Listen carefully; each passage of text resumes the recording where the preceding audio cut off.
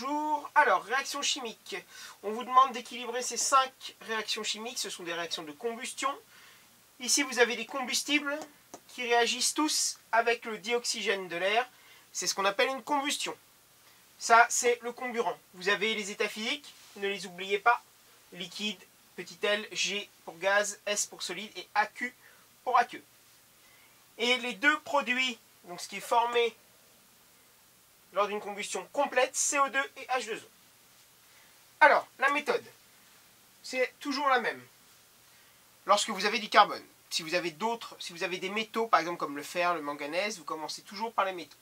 Là, on a du carbone, donc on va commencer par le carbone. Vous voyez qu'à gauche, vous en avez 8. Vous devez donc en avoir 8 à droite. Donc, je vais mettre coefficient 8 ici, pour 8 carbones. D'accord? Le coefficient multiplie tous les éléments. Donc le 8 vaudra pour le carbone et vaudra pour l'oxygène aussi. Mais comme il y a un petit 2 après l'oxygène, ça fera 2 fois 8, 16 oxygènes ici, en l'occurrence. Donc 8 carbone. Ensuite l'hydrogène. Vous en avez 18 ici, 2 là.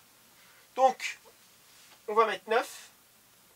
9 multiplié par 2, ça fait bien 18 hydrogènes. Et voyons pour les oxygènes, vous en avez donc 8 fois 2, 16, plus 9, 25. Et ici 2. Alors, on va commencer par mettre 25 demi. Mais les coefficients stoichiométriques, ou nombres stoichiométriques, doivent tous être des nombres entiers. Donc vous voyez bien que 25 demi multiplié par 2, ça fait bien 25. Puisqu'on en a 25 à droite. Donc on va tous les multiplier par 2. Pour que 25 apparaisse. 25, 16 et 18. Le deuxième. 6 carbone, 1 carbone, donc 6. 6 hydrogènes, il y en a 2 là, 3 fois 2, ça fait 6. Les oxygènes, 2 là, il y en a 6 fois 2, 12, et 3, 15. Pareil, 15 demi fois 2, ça fait bien 15.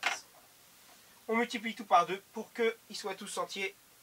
Là, on va avoir un 15, 12 et 6. La troisième, toujours pareil. 7 carbone, là il n'y en a qu'un. Je multiplie par 7. 8 hydrogènes, il y en a 2. Je multiplie par 4. Voilà. Donc j'en ai 7 fois 2, 14 des oxygènes. Plus 4, 18. Donc 18 pour multiplier par 2. Ici, je n'ai pas besoin de mettre quelque chose sur un demi. Je mets 9 directement. 9 fois 2, ça fait bien 18. Voilà. Donc, je n'ai pas besoin de remultiplier les coefficients stoichiométriques. La quatrième. 2 carbone. Donc, je mets un 2 là, pour équilibrer le carbone. Il y a 6 hydrogènes. Il y en a 2 là. Je mets un 3 pour multiplier pour que ça fasse 6. Les oxygènes. J'en ai 2 fois 2, 4. Plus 3, 7. Donc, j'en ai un là. Et 2 là. Donc, celui-ci, pour éviter de me rééquilibrer les carbones et les hydrogènes, je vais les laisser. C'est-à-dire que j'en ai un là. C'est-à-dire qu'ici, pour que ça fasse 7 au total à gauche, j'en ai déjà un là, ça veut dire qu'il m'en faut 6 ici. Ben, j'ai un 2, je mets un 3 pour que ça fasse 6. J'en ai bien 1. 3 fois 2, 6. Ça fait bien 7 au total.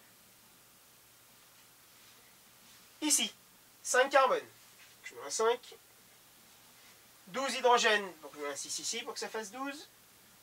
Les oxygènes, 5 et 2, 5 fois 2, 10. Plus 6, 16. Oui, 16. Donc, ici, j'en ai 1. C'est-à-dire que je dois en avoir 15 ici, donc pour que ça fasse 2. Pour que ça fasse 15, 15 demi. 15 demi fois 2, ça fait bien 15, plus 1, ça fait 16. Donc, je multiplie tout par 2. 15, 10 et 12. On verra dans un autre exercice que vous pourriez aussi avoir les charges à équilibrer.